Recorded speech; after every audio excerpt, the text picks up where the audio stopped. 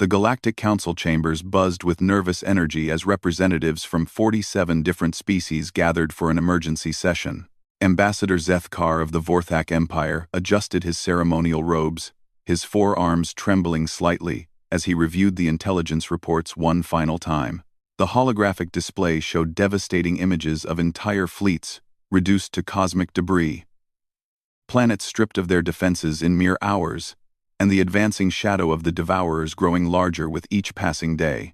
"The situation has become critical beyond our worst projections," announced Council Speaker Yilandra, her crystalline form shimmering with distress patterns. "The Devourer swarm has consumed 17 systems in the past galactic month.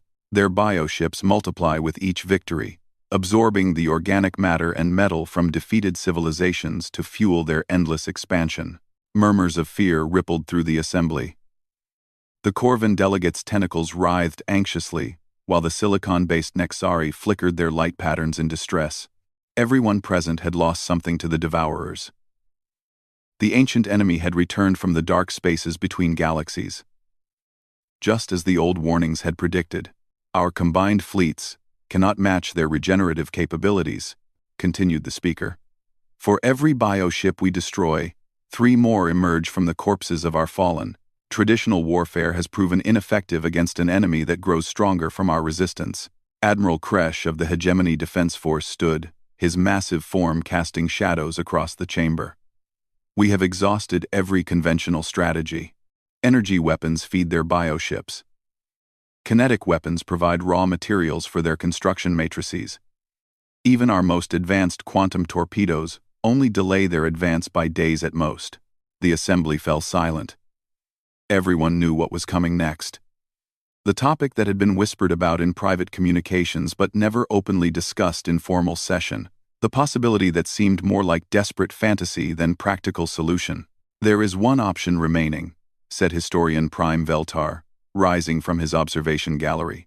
The elderly Ascendi had lived for over 3 millennia and served as keeper of galactic records. His voice carried the weight of eons.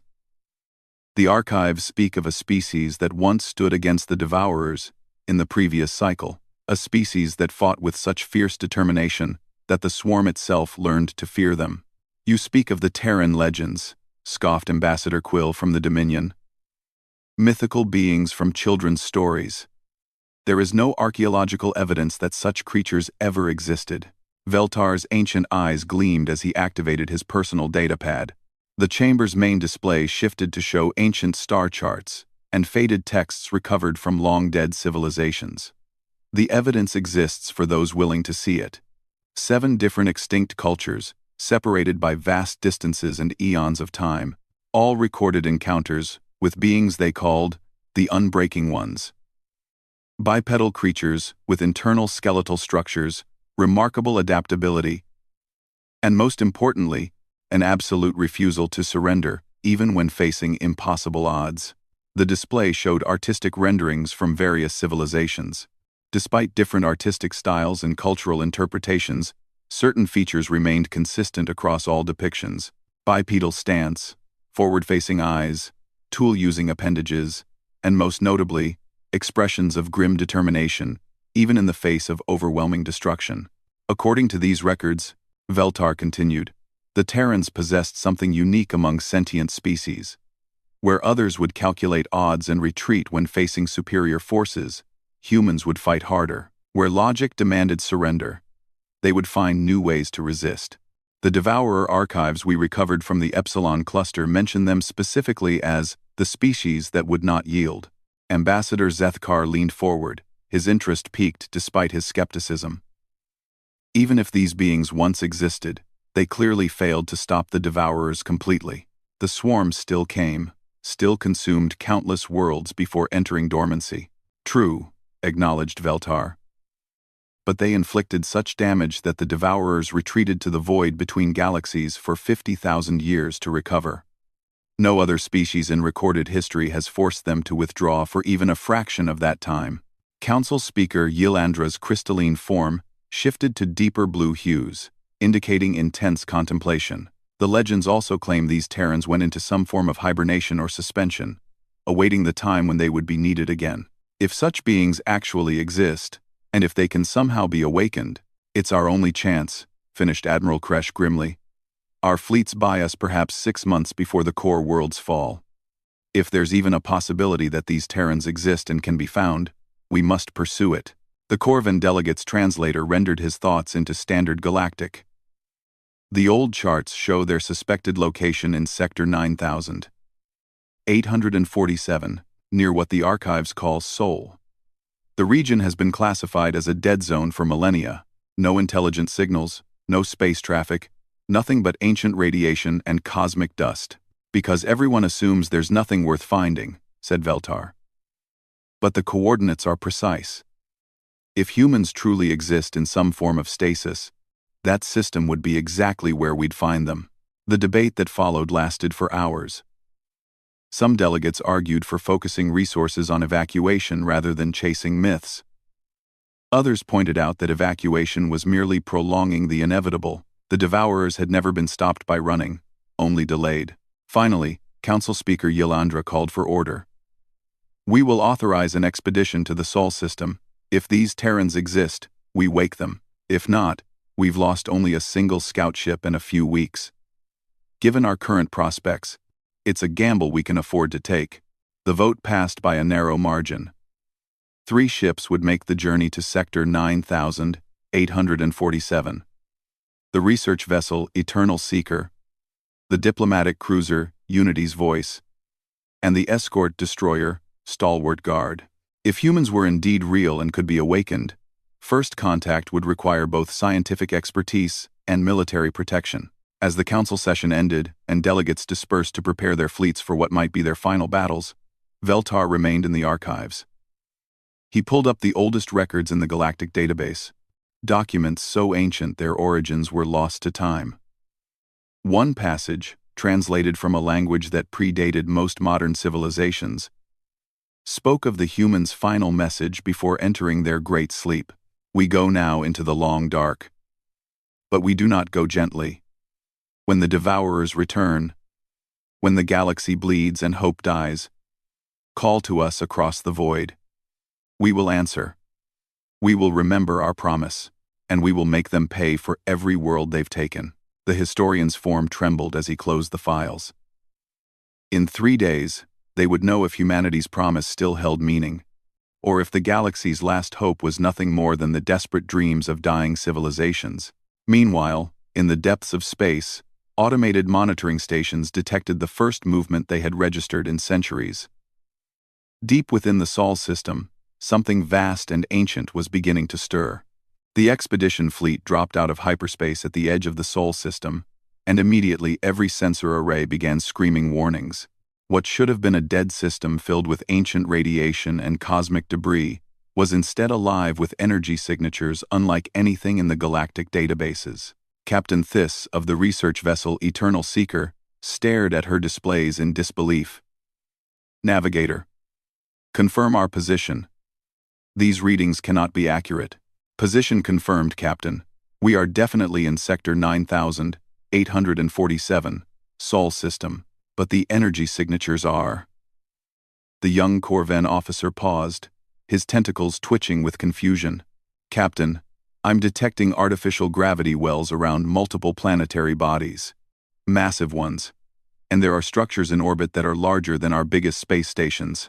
Through the viewports, they could see lights.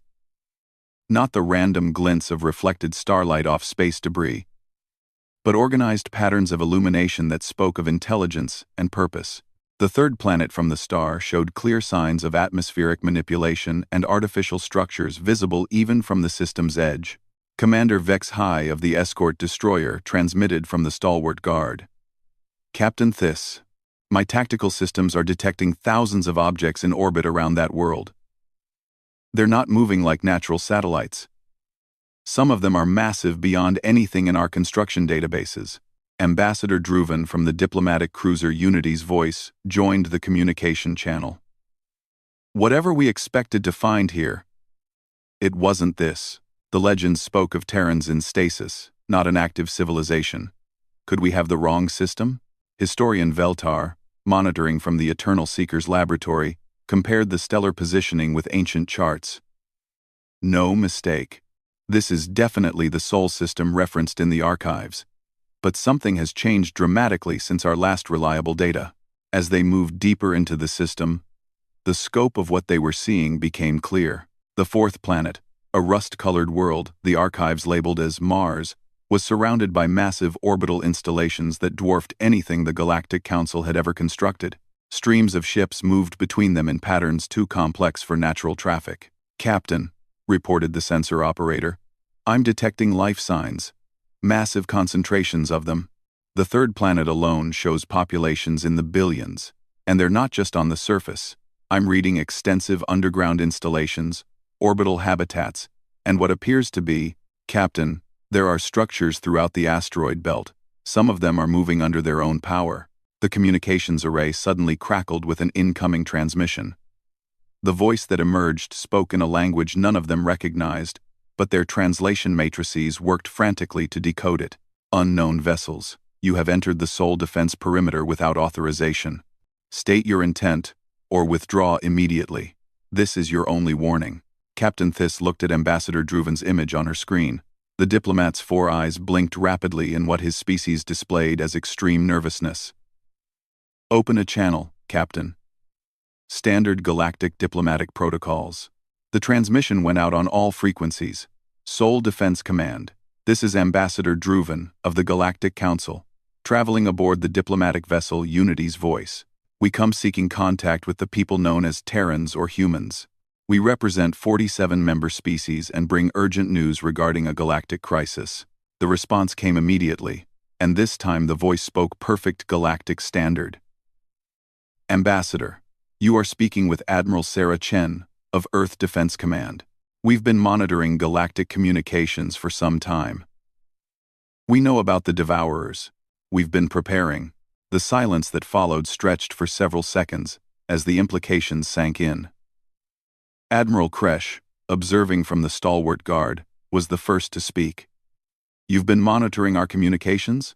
For how long?" "Long enough to watch your civilizations develop, rise, and now face extinction," came the reply. "We went into voluntary isolation 53,000 years ago.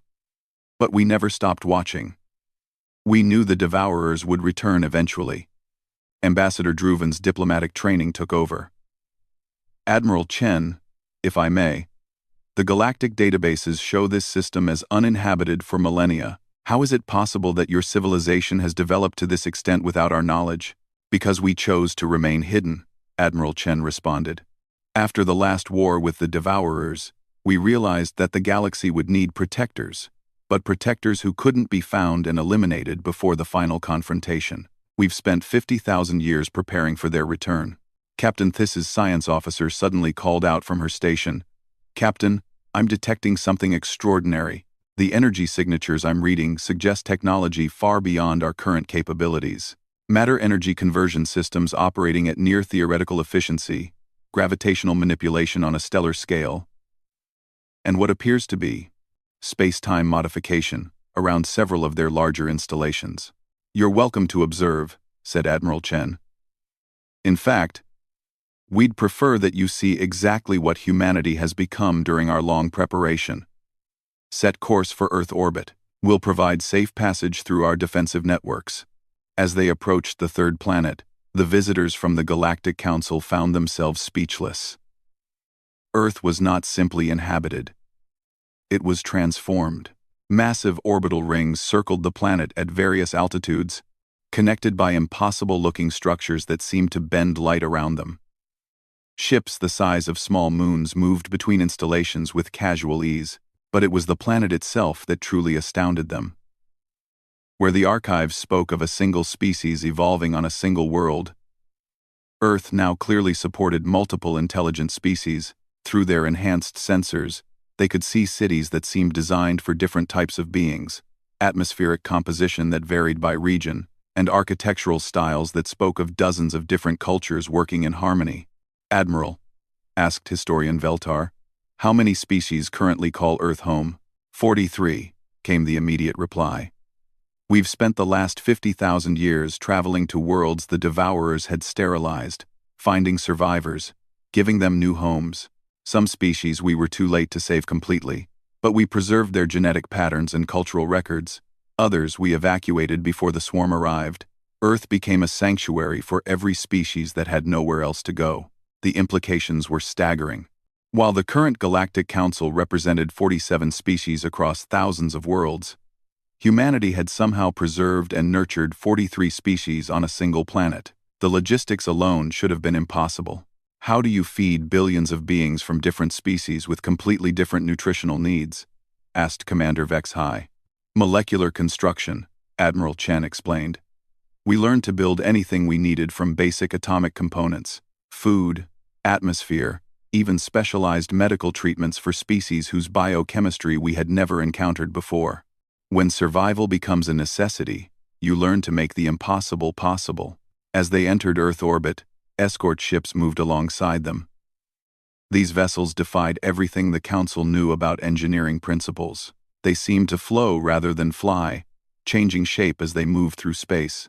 Their hulls appeared to be made of some material that shifted between metallic and organic characteristics.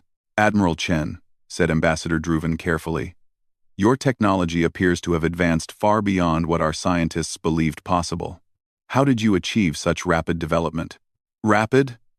Admiral Chen's laugh carried a note of grim humor. Ambassador, we've had 50,000 years to prepare for this war. 50,000 years of knowing that eventually, we would face an enemy that had never been truly defeated. We couldn't afford to advance slowly. A docking port extended from one of the orbital stations, and Admiral Chen's voice continued. Come aboard Sanctuary Station. There are things you need to see, and people you need to meet. The Devourers aren't just returning, they're coming in force greater than last time. But they're about to discover that humanity learned from our previous encounter.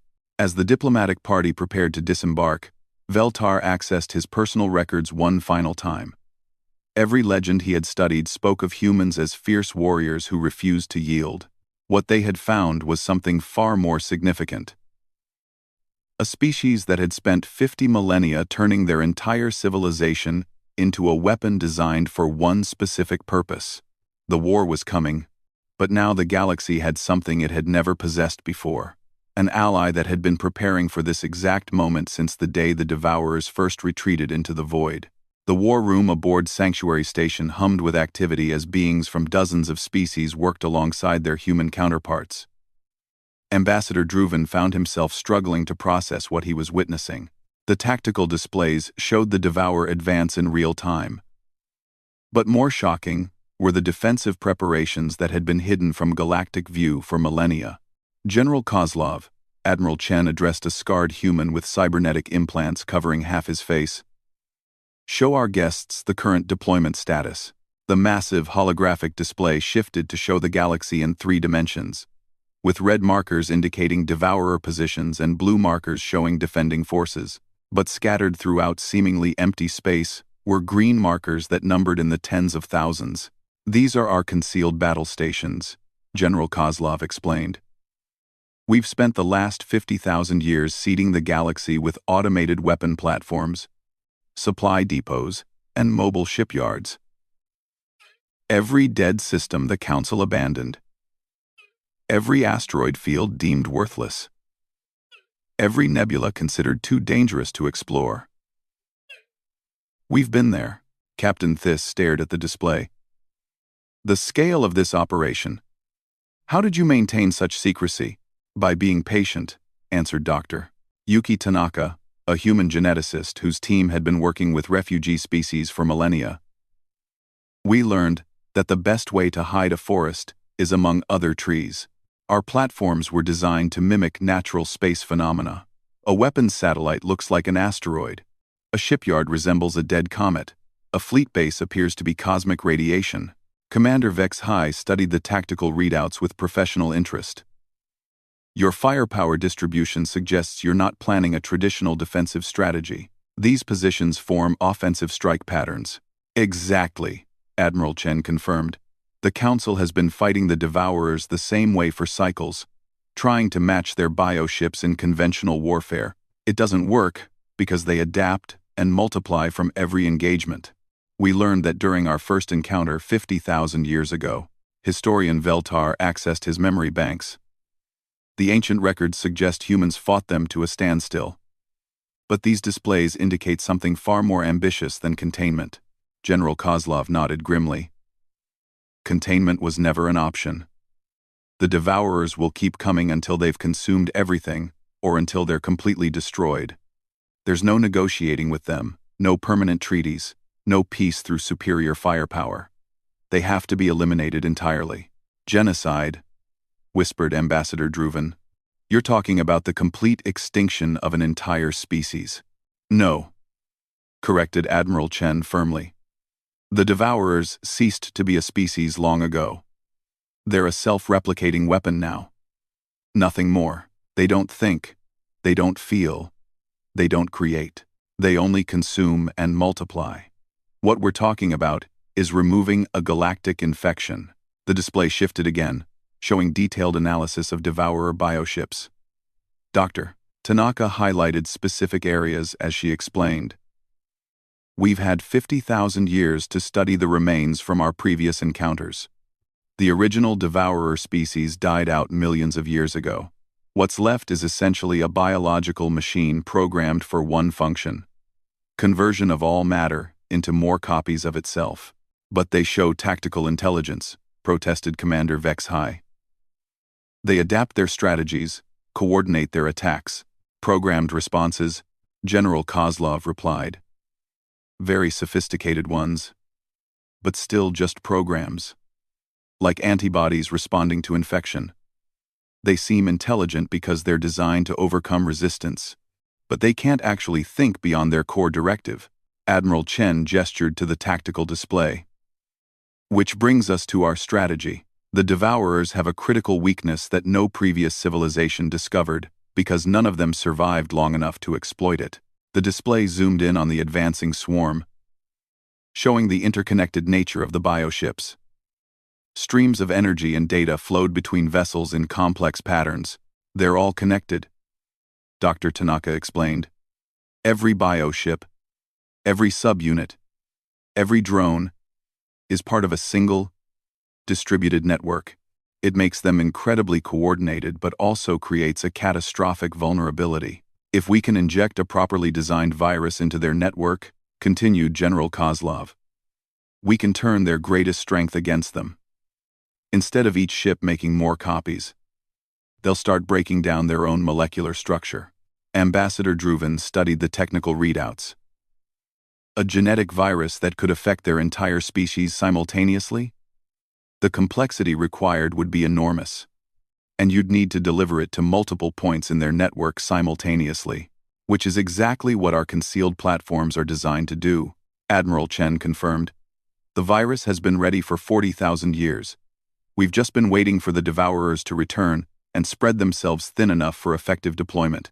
Captain Thiss's science officer had been quietly analyzing the human technology displays. Captain, the energy requirements for this operation would drain the power output of several star systems. How are they planning to generate that much energy?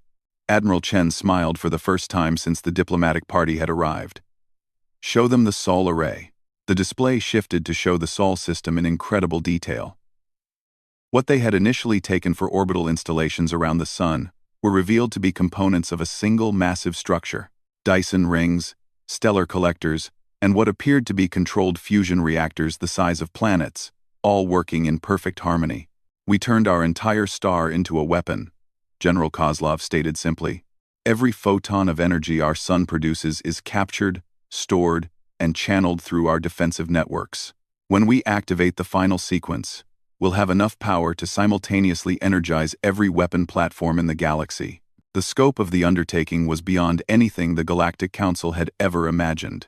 A single species had spent 50,000 years turning their solar system into the ultimate weapon, while secretly protecting refugee species from dozens of worlds. They had prepared for a war that might never come, maintained hope through centuries of isolation, and built technology that redefined what was considered possible. When do you begin the assault? Asked Commander Vex High. We don't, Admiral Chen replied. The Devourers begin it for us. Our platforms remain hidden until they're deep enough into the galaxy that retreat becomes impossible. Then we activate everything simultaneously. No warning, No gradual escalation. Just complete and total destruction of their entire network in a single, coordinated strike. And if your plan fails? Ambassador Druven had to ask. Admiral Chen's expression hardened. Then humanity dies fighting, just as we always have. But we won't fail. We've spent 50,000 years making sure we couldn't fail. The tactical display updated in real time as Devourer fleets penetrated deeper into galactic space. Each system they consumed brought them closer to the critical deployment threshold. The hidden weapon platforms tracked their movement, waiting for the moment when the swarm would be too dispersed to concentrate their defenses and too committed to retreat. 96 hours, General Kozlov announced. That's when they reach optimal targeting distribution. Every major tendril of their advance will be past the point of no return. Admiral Chen turned to the diplomatic party. You came here hoping to wake up sleeping warriors from ancient legends. What you found instead was a species that never went to sleep. We've been watching, waiting, and preparing for this exact moment since the day our ancestors first looked up at the stars. As alarm signals began sounding throughout the station, indicating that Devourer advanced scouts had been detected in nearby systems, Admiral Chen issued orders that had been planned for millennia. Signal all platforms. Begin final sequence preparations. Send word to Earth. Operation Cleansing Fire is authorized to commence in 96 hours. The war that would determine the fate of every thinking being in the galaxy was about to begin. But for the first time in recorded history, the Devourers would face an enemy that had been preparing specifically for them. Humanity had awakened not from sleep, but from hiding. The legends spoke of warriors who refused to yield. The reality was something far more dangerous. Strategists who had spent 50,000 years planning the perfect war.